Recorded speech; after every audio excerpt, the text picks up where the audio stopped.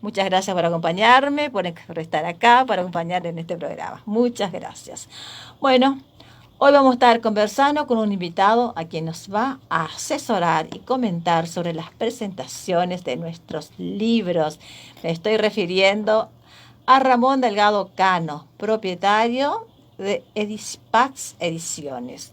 Así que quédate ahí, no te muevas, ya estaremos hablando con él. Bueno, así que vamos a dar antes algunas informaciones sobre nuestra institución. Bueno, en primer lugar, obviamente, voy a agradecer a la Municipalidad de Posadas que nos cede este valioso espacio para que los escritores podamos difundir nuestras obras, nuestras actividades, nuestros proyectos y también, porque siempre digo, nuestros sueños.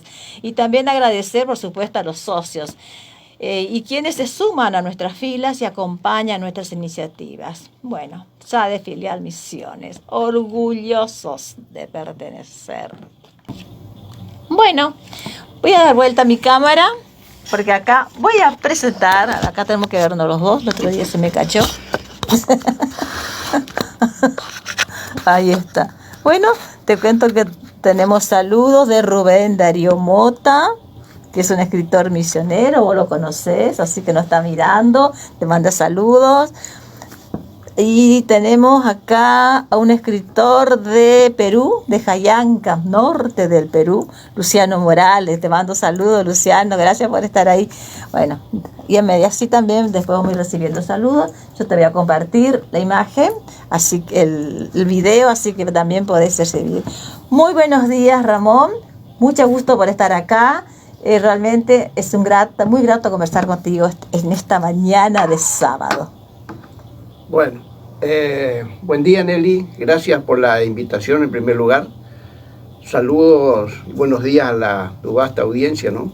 En este espacio tan importante para la literatura y que mucha gente está esperando seguramente este momento para tener noticias de la actividad literaria misionera. Estabas hablando de la Feria del Libro. Sí. La verdad que es muy emocionante y lindo participar. Yo tuve la oportunidad de presentar un libro del año 2012 por intermedio de la Dirección de Cultura, que nos llevaron acá también. Presenté un libro, La leyenda del Sarandí, del tesoro del Sarandí, me acuerdo. Ajá. Y una anécdota linda, voy a contar, que teníamos asignado a las 19 horas en una sala y estábamos en el stand de misión y no había casi nadie. Y los 10 escritores que estábamos ahí para presentar el libro, dijimos que íbamos a estar nosotros solamente. Porque al lado, en la sala contigua, presentaba su libro en ese momento recontra famoso Ricardo Ford, mediático. No, pero era el boom mediático del momento. No, entonces, me imagino. justo al lado de nuestra sala, a la misma hora presentaba el libro este señor. Suele pasar. Entonces, cuando fuimos a la sala, había un montón de gente esperando la apertura y dijimos, bueno, acá estamos muertos. En nuestra sala no va a haber nadie. Y en la sala de este señor, mirá la gente que hay. Rebalsaba de gente. Y nos equivocamos. Toda la gente que estaba era para nuestra sala. Grande fue nuestra sorpresa. ¡Qué sorpresa, Dios! ¡Qué lindo! Grande fue nuestra sorpresa que cuando empezaron a entrar la gente, entraban a nuestra sala, a la sala de misiones. De misiones, fueron a ver a los escritores y decíamos, misioneros. ¿pero cómo esto es? Bueno, conclusión de que no había lugar para sentarse en nuestra sala, en nuestra exposición. Nos queríamos morir de... Sí, porque los stands son pequeños, sí, no claro, lo que pasa es que capacidad. Después analizamos y el tipo de gente que está en la Feria del Libro es como que no le interesa lo mediático, digamos. Se iba el tipo de lector estaba más ávido de la literatura nuestra, claro, que del mediático. Conocer la vida de alguien que que todo el mundo conoce, no sé Sí. qué secreto. O sea que fue una grata sorpresa. Qué hermoso, qué lindo. Y muy lindo, Qué por hermoso. supuesto. Entonces, a estos autores que están ahí por presentar el libro, yo me imagino, creo que a las 4 de la tarde me parece un hermoso horario. Sí, y sí, un horario, sí, Sí, intermedio, lindo horario. Porque me comunico a veces con autores ahí que a veces nos mantenemos en contacto, entonces más o menos me van informando. Así que bueno, muy, muy contento de estar acá. Bueno, gracias a vos por estar. Bueno, vamos a empezar a conversar sobre sus actividades, ¿no es cierto? Sos odontólogo y de odontólogo estudiaste odontología en la UNE. Sos escritor, historiador, miembro de la comisión directiva de la SAD de Misiones y aparte sos editor, Sí, ¿cierto? Bueno, sí. o sea, pasaste todas esas actividades. A ver, ¿cómo fue ese paso de odontólogo a escritor? Primero me imagino, historiador. ¿Que convivieron alguna vez esas dos personas? Claro. Lo que pasa es que a mí siempre me interesó la historia, especialmente la nuestra, ¿no? La nuestra historia Siempre fue misionera. muy... Bueno, permiso, vamos a decir que vos naciste en Paraguay, pero creciste en Misiones. Muy chiquitito, vinimos acá de los 3 años. O sea que sos misionero. Desembarcamos en Villa Sarita con mis padres, mi papá, mi mamá, mis hermanos, y ahí nos quedamos, y hasta hoy vivo en el mismo lugar. Bueno. Villa Sarita en aquellos momentos era un estero, un lugar desértico, feo, y bueno, hoy es lo que es hoy Villa Sarita, ¿no? Sí, bueno, y bueno, ¿cómo fue esa convivencia, digamos, entre el odontólogo, el escritor, el historiador, claro, y luego ahora el editor? Siempre me interesó la cultura, siempre estuve relacionado por la formación de estudio, digamos. Tuve la suerte de tener muy buenos profesores. Una de mis profesoras, desde que empezó a ejercer la profesión, fue Olga Zamboni. Ella fue profesora nuestra de literatura y castellano, se llamaba en aquella época. ¿En qué escuela? En el Colegio Roque González, desde el primer año hasta quinto. Y ella fue la profesora nuestra y nos inculcaba la lectura y nos inculcaba a leer. Y teníamos esa vergüenza si no sabíamos leer. Entonces, ¿qué pasa? Le teníamos miedo a los profesores, digamos, o no sé si miedo o respeto, ¿no? Pero lo que ella decía, todos los profesores, ¿no? Era palabra santa y no había que fallar ahí. La profesora Zamboni insistía mucho con la lectura, la escritura, y bueno, algunos salimos así orientados a esa fase. Por ejemplo, compañeros de colegio mío era Alejandro Mirabet, Alejandro Mirabet, sí, Luis Armando Galarza, también, gran conocedor de la literatura. Y otros compañeros, el padre Víctor Arenjar, que fue obispo de Oberá, también era compañero nuestro. Y bueno, entonces, como la educación... Como yo digo, a veces el profesor marca, claro, ¿no es cierto? Tirando. Marca, digamos, un camino. Sí. Yo siempre digo a veces que a veces uno dice, ¿por qué se hace tal cosa? Y siempre hay un profesor que te marcó la vida, sí, ¿no es cierto? Claro, entonces, y después, también en las actividades prácticas, antes en los colegios había actividades prácticas, no sé si ahora hay todavía, ¿no? Y tecnología, pero una cosa muy interesante porque ayuda a desarrollar el potencial que uno tiene, capaz que en otro lugar no puede desarrollar. Yo me acuerdo que ahí comencé a desarrollar mi actividad de encuadernador, porque una de mis facetas también es encuadernar libros, y encuadernar tesis, actas, y hago muchos trabajos para el Poder Judicial, para las universidades, no solamente de Posada, de Misiones, sino que para Córdoba, Buenos Aires, Asunción, Paraguay. Y esas habilidades de hobby, el hobby se transformó después en una actividad... ¿Un trabajo? Sí, un trabajo seguramente, o no sé si se llama trabajo, porque la verdad que nunca trabajé en este sentido. todo lo que hice, lo hiciste con siempre hice gusto, con alegría y con amor. Entonces, para mí y no bueno, era un trabajar con alegría y trabajar con amor es el mejor trabajo. Claro, no fue un trabajo para mí, igual que la odontología, 30 años, 40 años de odontólogo. Me retiré hace 2 años y que me dedico a hacer estas cosas. Y bueno, así que de ahí salió la beta y después por los amigos que uno tiene, ¿no? Uno se relaciona con amigos de la cultura. Soy amigo de casi todos los... No sé, no hay quien no te conoce acá en Posadas y en Misiones. Amigos, digamos, no conocidos, sino que amigos, digamos. Sí. Se Compartimos cultiva mucho la amistad, ¿no es cierto? A través desde muy jóvenes. Sí.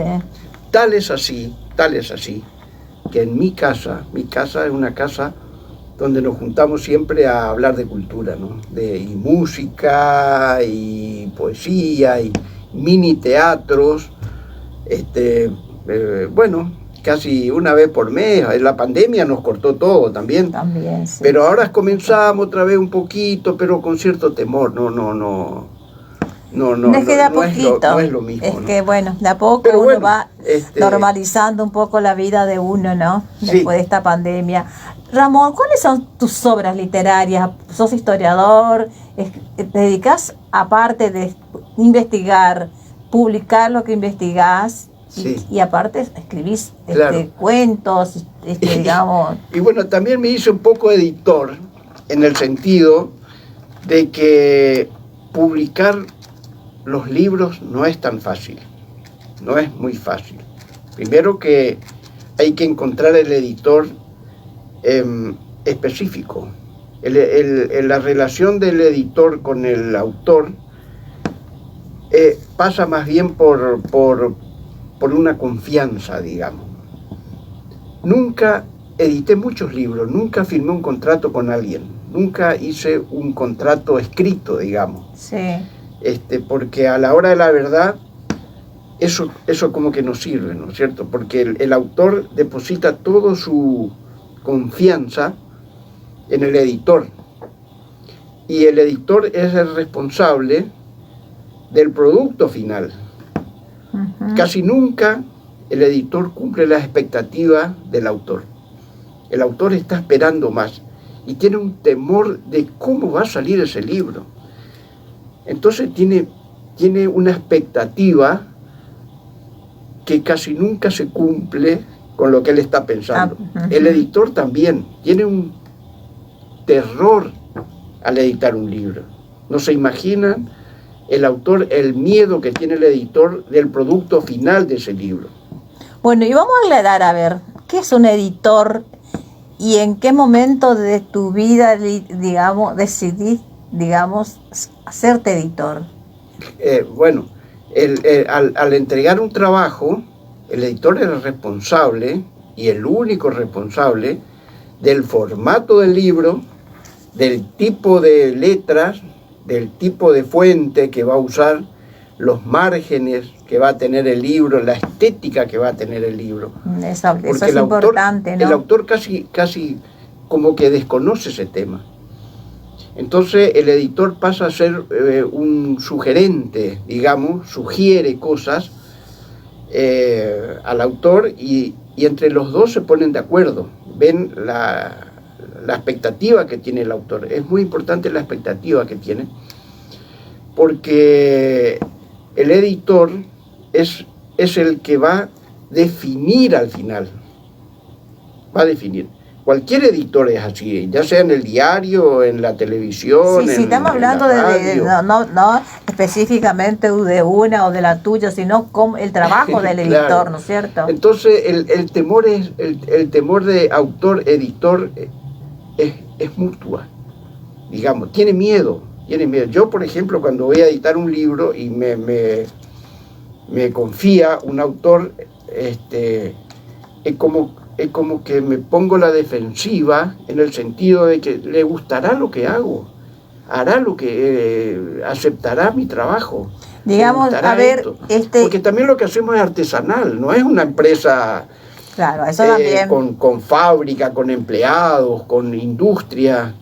No, aparte no es una industria, digamos, es un amor al arte. Bueno, lo tuyo sí, porque la industria editorial existe, ¿no es cierto? Pero lo que se hace acá es todo artesanal y Todo es todo artesanal, manual. sí. Claro, es muy, digamos, muy casero, digamos. Exactamente. Bueno, exactamente. y... Inclusive te digo más, a veces, en este sentido.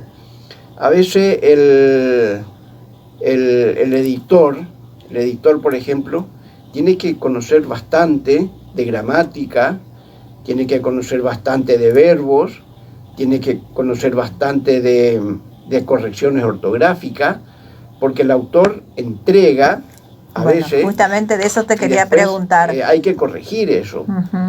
Es la corrección ortográfica y sintáctica. Claro, más o menos, porque una anécdota así, García Márquez leía la vez pasada que cuando hace un libro tiene 10 correctores. Un especialista en verbo, un especialista en ortografía, un especialista en tiempos.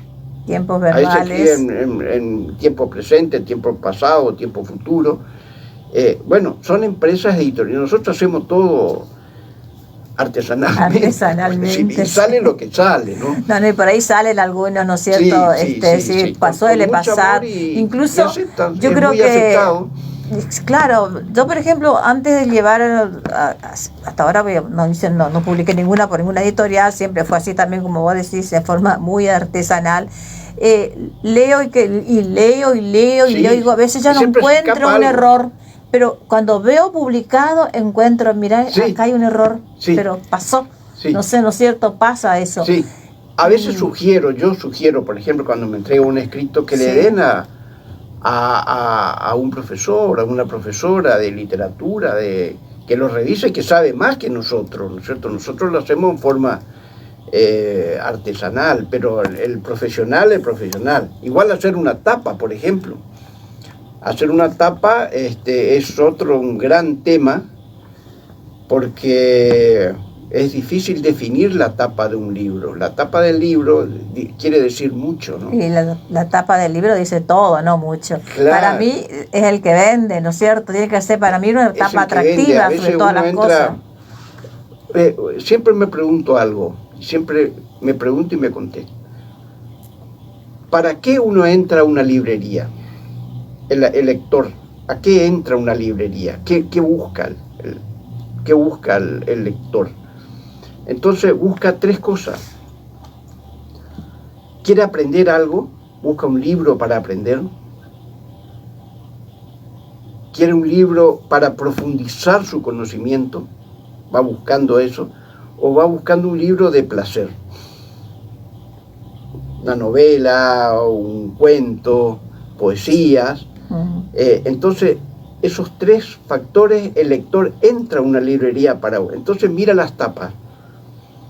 Y muchas veces la tapa no refleja lo que está adentro. Sí, suele pasar.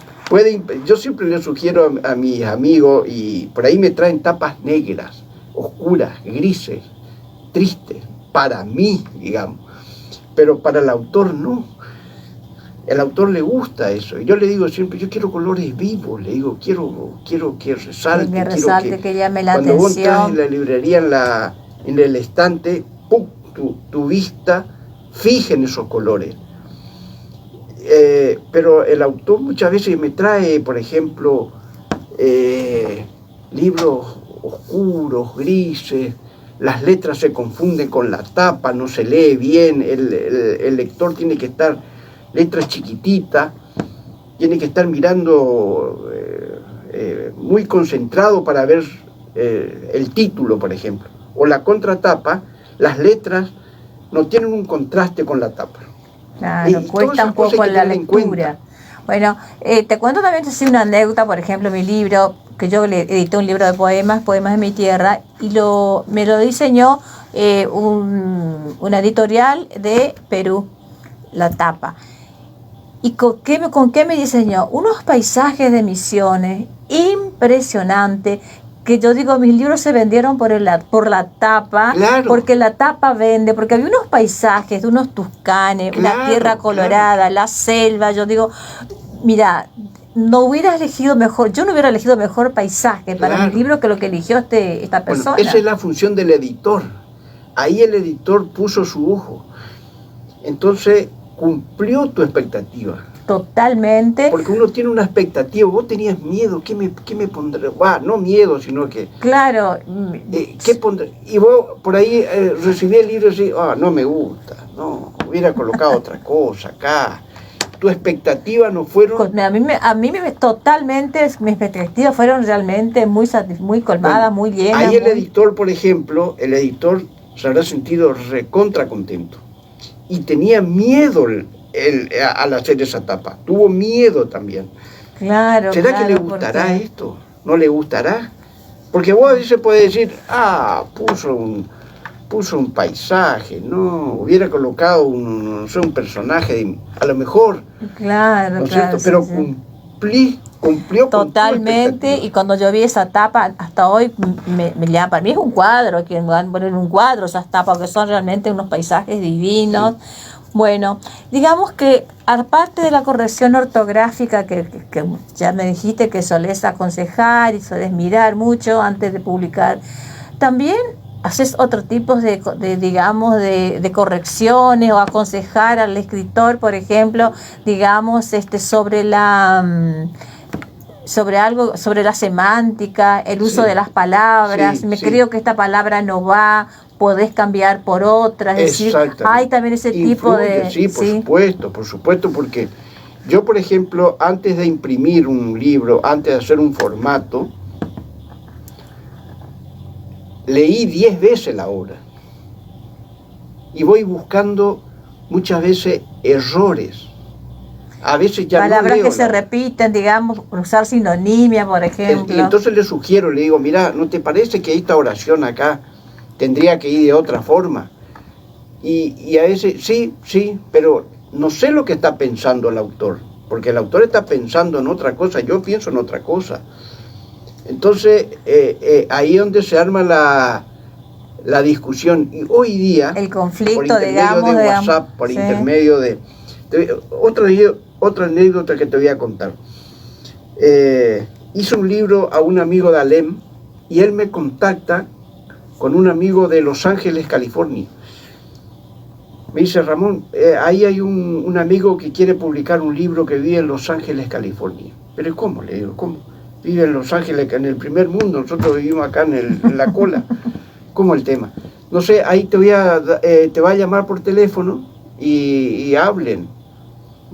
Yo pensé que era una cosa imposible.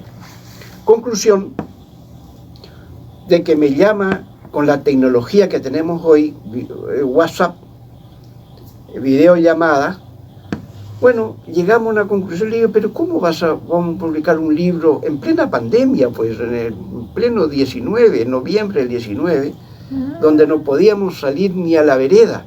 Le digo, pero ¿cómo vamos a hacer un libro? Le digo, vos allá, yo acá. Mira, yo te voy a mandar todo por PDF, vos me imprimís, me mostrás acá cómo está, pero no sé, me resulta raro.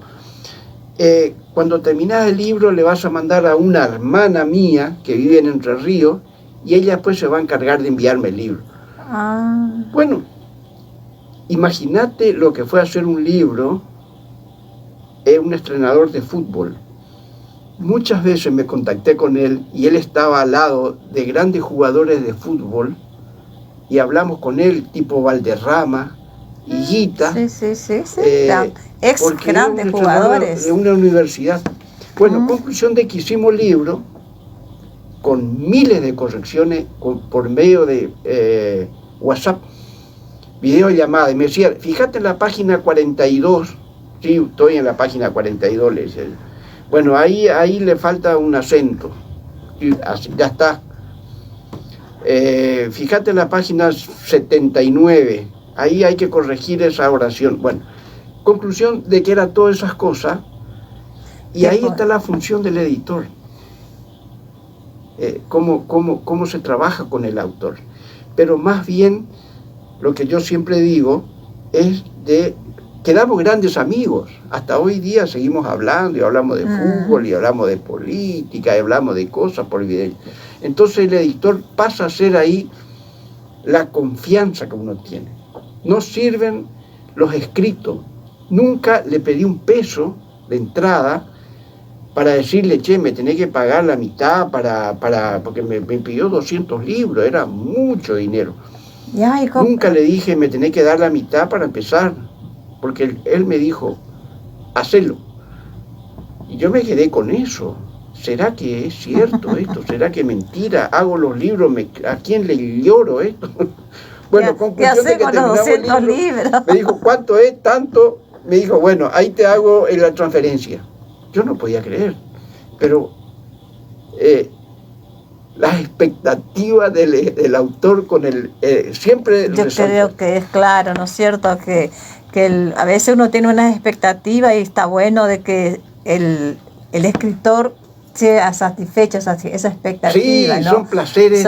Digo que eso debe ser el mayor placer para el editor también, ¿no es cierto? Yo con todos los autores que hice, puedo decir que el 99% de satisfacción. Ay, bueno, pero bueno, te felicito. No, prácticamente nada. Aparte quedamos amigos y nos abrazamos y nos invitamos a cumpleaños y qué sé yo. Bueno, vamos a mostrar tu libro, que se llama Andrés Guacuirarí, misionero y guaraní. Acá vamos, bueno, la gente lo ve, pero lo ve como al revés, pero después no importa. Es un libro que cuenta... ¿Esto cuándo lo escribiste? Sí, esto es del año 2016. 2016. Fíjate que en la primera página, o la segunda página, hay 14 preguntas. 2016. A ver si vos realmente lo conocés, Andrés.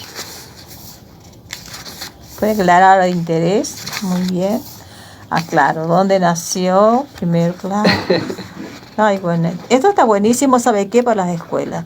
Las escuelas, digamos, no tienen mucho material sobre la historia de Misiones, particularmente. La idea fue, esto me corrigió el ingeniero Alejandro Larguía, un gran historiador de Guacurarí, igual que hay investigadores muy famosos acá, muy importantes, como fue el ingeniero Alejandro Larguía, el profesor Machón, Comogli, el profesor Cantero. Sí. ¿Y este libro dónde se puede conseguir? Supongamos que alguien quiere comprar este libro. Eso tengo en el Museo Aníbal Cambas, en el Parque, República del Paraguay, ahí se vende. También tengo un amigo, que muchos me dicen, pero a vos te falla la cabeza, me dice.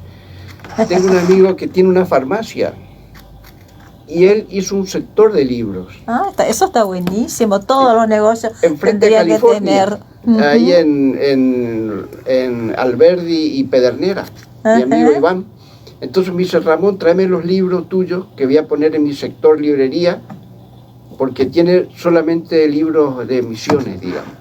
Entonces yo llevo ahí y dejo así, tengo la historia de Villa Sarita. Bueno, eso también, justamente te iba a hablar de la historia de Villa Sarita. Este libro, cuenta un poco, es el libro que me gustaría leer porque debe contar muchas cosas. ¿Quién fue Sarita? Sarita, bueno... porque hay muchas leyendas sobre Sarita. Claro. Digamos, o historias urbanas, leyendas urbanas. Hasta ahora vive un hijo de Sarita, un profesor de historia en Oberá, profesor Mieres. Hace poco le regalé ese libro, mejor dicho, en la feria en el mercado concentrador de Oberá. Sí. Yo me envié 5 libros de la historia de Villa Sarita. Un día me llama la encargada ahí, me dice, Ramón, vendí todos tus libros de Villa Sarita acá en Oberá. Yo le digo, pero ¿cómo van a comprar la historia del barrio de Villa Sarita? Le digo. En Oberá. En Oberá. ¿Qué tiene que ver? Vino un señor y compró todo. Qué raro, le digo. Bueno, a los 4 o 5 días suena el teléfono, mi teléfono. Me dice, hola, sí, buen día. Mire, yo soy el profesor Mieres. ¿Qué tal? ¿Cómo le va? Mucho gusto. Yo soy el hijo de Sarita. Sí, yo le nombro mi libro. Bueno, yo compré todos sus libros porque voy a regalar a mis parientes. Y la profesora Quitita Peruso, sí, de Oberá también, Oberá, la responsable de Feria del Libro, escribió en el diario Pregón Misionero. Hoy salió un artículo también de ella sobre un libro mío. Escribió que ella le conocía al profesor Mieres porque era amigo de su esposo ni idea tenía de que era hijo de la famosa Sarita. Sarita de Villa Sarita. ¿Y quién fue Sarita? Sarita fue la hija de un gran comerciante de la época de apellido Omar, José Omar. Y Sarita era su hija. Entonces Omar era un conchavador. Conchavador eran los que contrataban los obreros para ir al Alto Paraná a trabajar de mensú, de obrar. Estoy escribiendo un cuento sobre los conchavadores. Ah, bueno, vamos a leer después. Entonces puso un bar, almacén, comedor, en el barrio, allá, nuestro barrio Villa Sarita. Y la gente decían, vamos, los bohemios, los músicos, los hombres de la noche, vamos a lo de Sarita. Vamos a lo de Sarita. Entonces yo, una investigación que hice, que Sarita no era como lo pintan, porque lo pintan como una mujer casquivana, qué sé yo. Bueno, sí, te digo, hay muchas leyendas urbanas que han surgido. Era una señora muy instruida, muy llamativa, grande.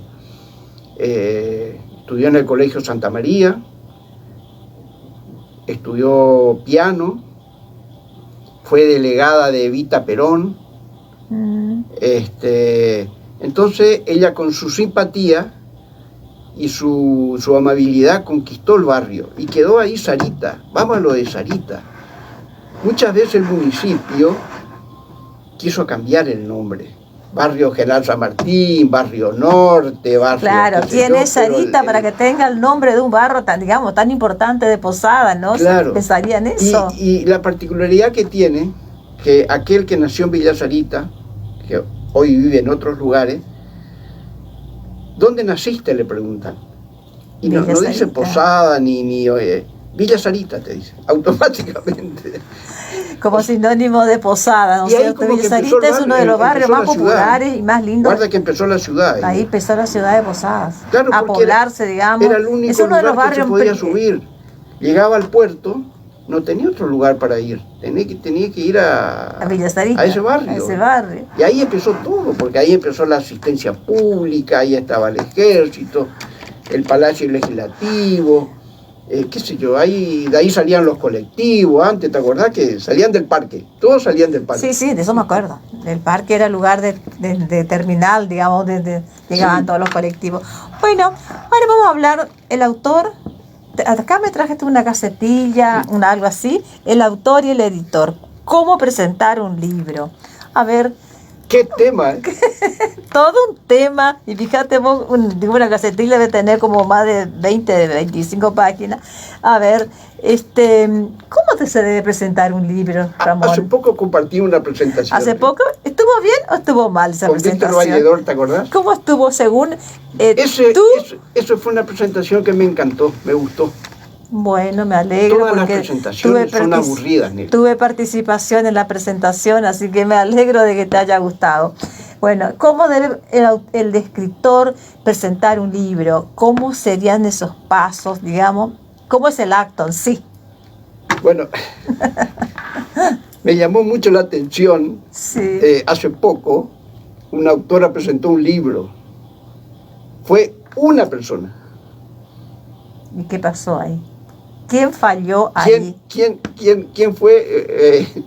Sacaron ahí en nuestro grupo. Sí, fue Leo Duarte. Sí, Leo Duarte. Sí. Una persona fue a la presentación del libro. A ver, ¿y qué falló ahí, Ramón? ¿Por qué eso? Porque el autor no tiene idea para qué se presenta un libro. La primera pregunta que uno se hace. ¿Porque otro presentó? ¿Porque es una moda? ¿Porque es una formalidad? Uno tiene que tener en claro para qué se presenta un libro. ¿Qué objetivo buscas al presentar un libro? Claro. ¿Cuál es la idea de presentar un libro? Yo, escritor, por ejemplo,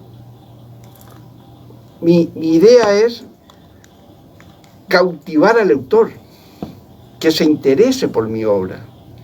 Pero yo no puedo ir a presentar un libro improvisadamente. Me tengo que preparar. Y los autores no se preparan.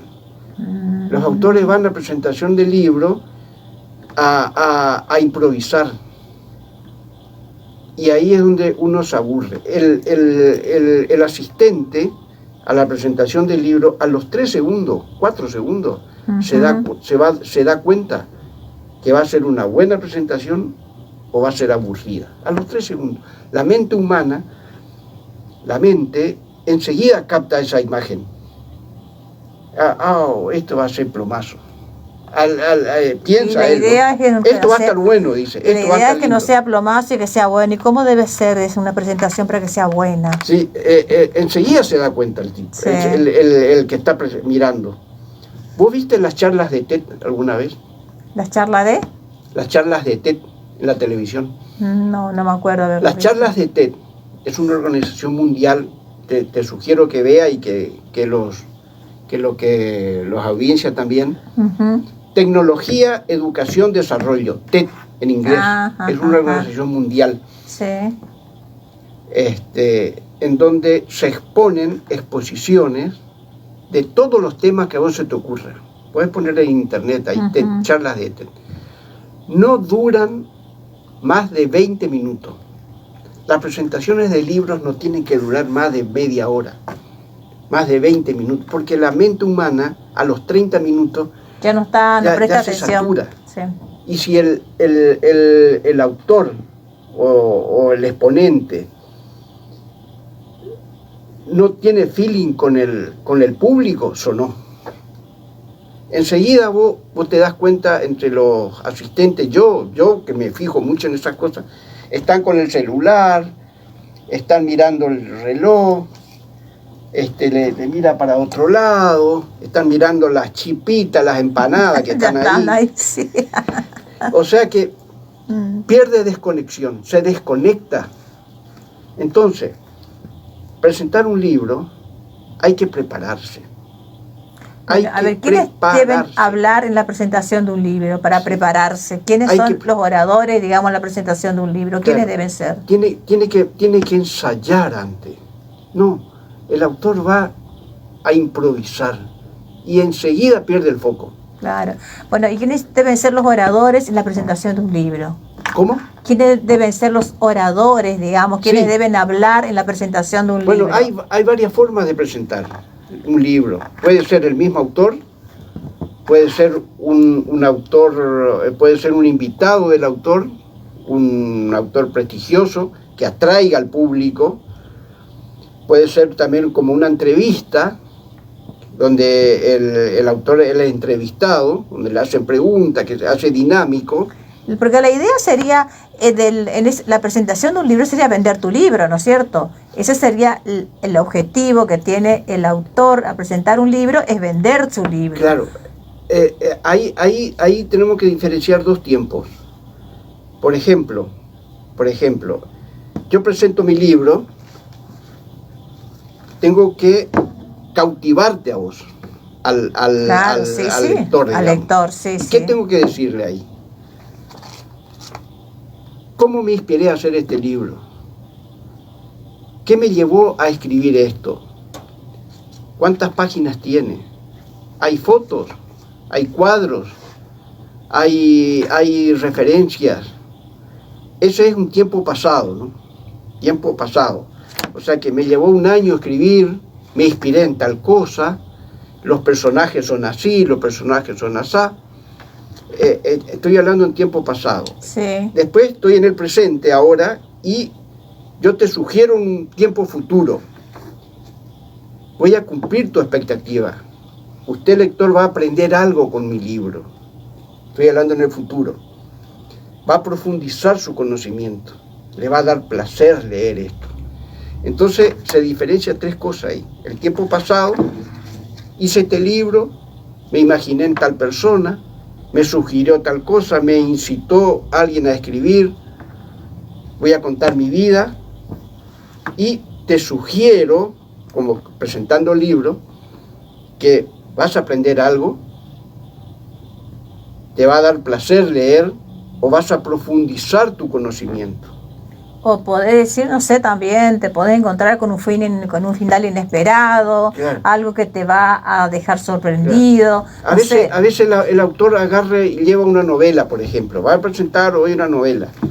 Voy a leer un capítulo tanto. Bueno, No, eso, las no lecturas tiene son sentido cansadoras. eso.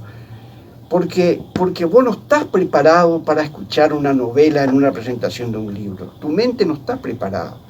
Para eso agarrar y enviarle por PDF, no le haga perder tiempo.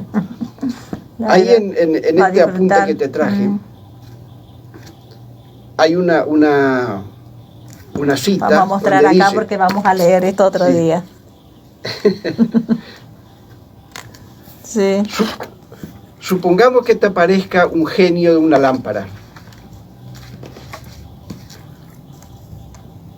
y te dice, ¿qué quieres que hagas con esos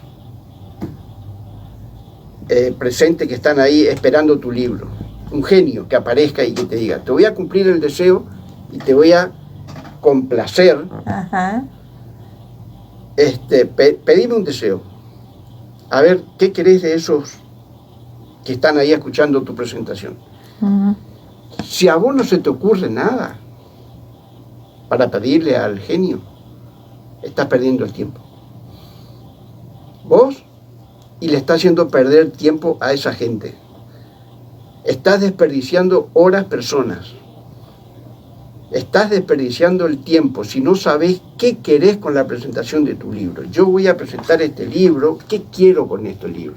¿Qué quiero que hagan mis presentadores? Quiero que se interesen, le tengo que sugestionar, le tengo que Pero eso también incentivar a es, que digamos, adquieran o que lean por lo menos. que es todo algo, digamos, que tiene que tener el escritor para cautivar también, Sí. porque no todos somos Bueno, cautivadores, no, digamos. ¿sabes cuál es el secreto? Hay que ensayar antes. No Ahí queda está otra. el tema. No queda otra. No improvisar, como dijiste. Los actores de teatro ensayan meses para presentar una obra. Uno le ve 10 minutos en el escenario, pero ensayaron 30 horas. El que presenta un libro tiene que ensayar antes, no queda otra. Porque si no, va a ser un fracaso, va a ser aburrido. No. Y Yo la tengo idea que es salir esa. de la sala acordándome lo que me dijo ese autor. Pero yo salgo a la sala muchas veces. ¿Qué dijo? Me olvidé a los 2 minutos lo que él habló. ¿De qué habló el libro? ¿De qué era el libro? Ni idea. Yo tengo que salir de esa sala. Che, qué bueno el libro. Tengo ganas de leer y me cautivó y me gustaría leerlo, por ejemplo. Eso es lo que tiene que... ¿Pero por qué eso? Porque el que presenta el libro no ensayó. Tiene que ensayar. Es aburrido ensayar. Es difícil. Sí, yo no me veo ensayando, bueno, pero voy a seguir tus consejos ya cuando voy a presentar mi próximo libro. Ay, se me encanta esto. Bueno, Ramón, te agradezco un montón tu visita, la verdad que me pasaría toda la mañana charlando con Esto vos. para vos. Bueno, te agradezco, me lo vas a dedicar después Sí. ya, te agradezco, así que voy a leer y conocer un poco la vida de Andrés Guaculari. Tengo que conozco bastante, soy docente, así Todo que el mundo habla de Andrés Guaculari, pero vamos a ver hasta qué muy punto poco se lo le conozcan al a Andrés comandante. Guaculari, al comandante misionero y guaraní. Bueno, está la estatua esta que está la foto que está en la costanera.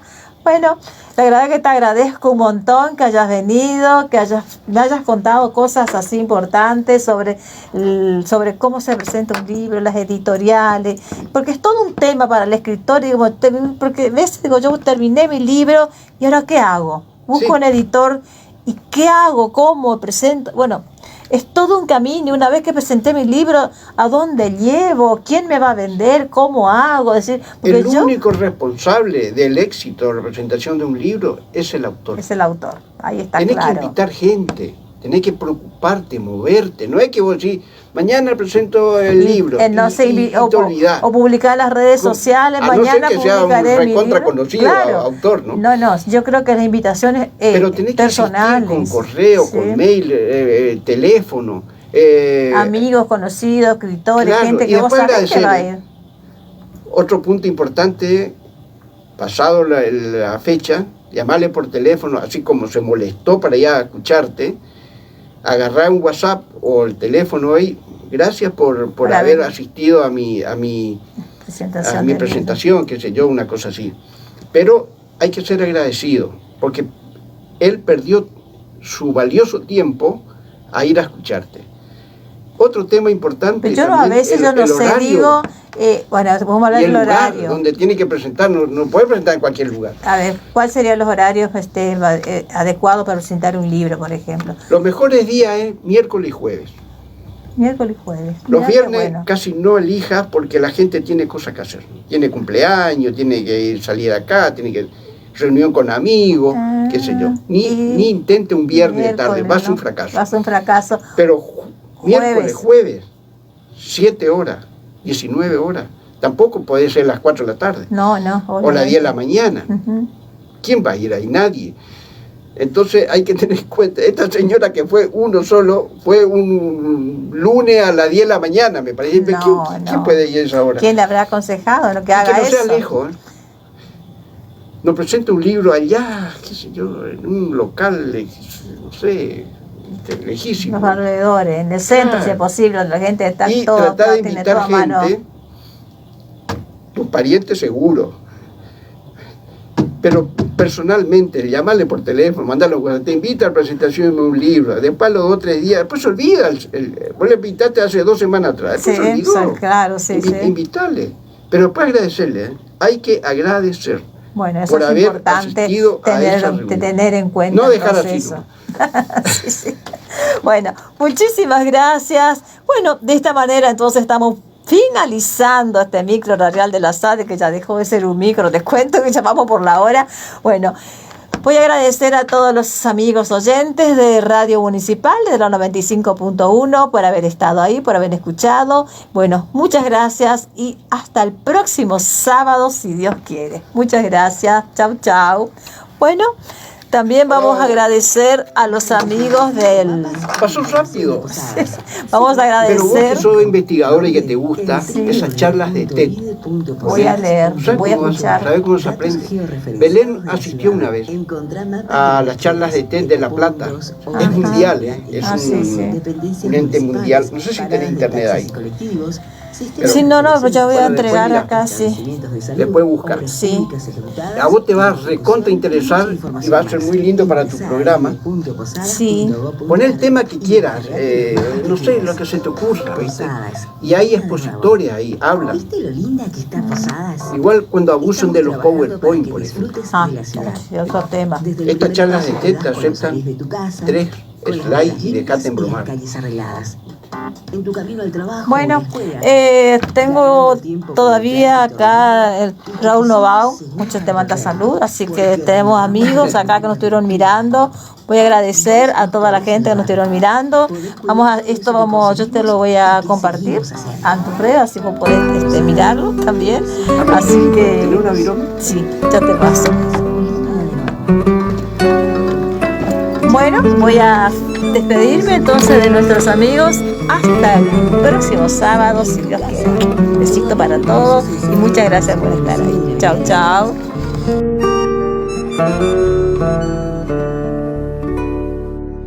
Dicen que él la enamoró bajo la luna de abril. Ella le dio el corazón y después lo vio partir. Nadie sabe cómo fue que ella se dejó morir. El río se la llevó bajo la luna de abril. Esa mujer que reía, esa mujer que cantaba, esa mujer que tenía una flor y una mañana, esa mujer donde ha ido, donde duerme, donde calla, donde llevó su silencio sin su flor, sin su mañana.